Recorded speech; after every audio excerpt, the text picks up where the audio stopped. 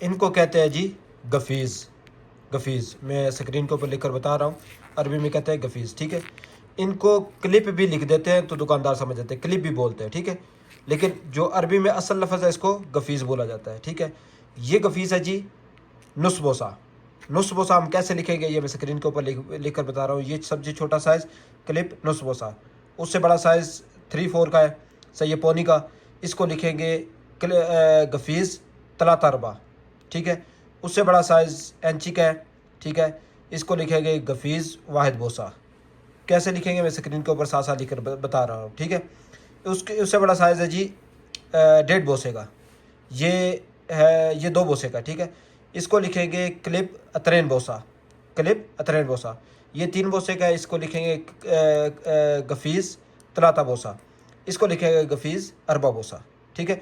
अगर आप क्लिप भी लिख दें तब भी चल जाएगा, लेकिन जो असल लफ्ज़ है इसको गफीज़ बोला जाता है। कंपनी की बुक पे इसको कैसे लिखा जाता है मैं आपको दिखा दूँ।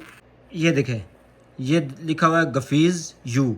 यू इसने क्यों लिखा हुआ है, इसकी शक्ल यू की तरह है ना, जो अंग्रेज़ी का लफ्ज़ है यू उसकी तरह मिलती जुलती है, ठीक है।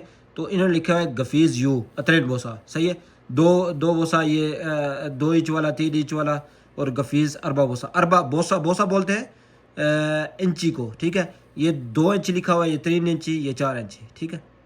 इस तरह ही लिखेंगे। वीडियो अच्छी लगा करे तो लाइक कर दिया करें।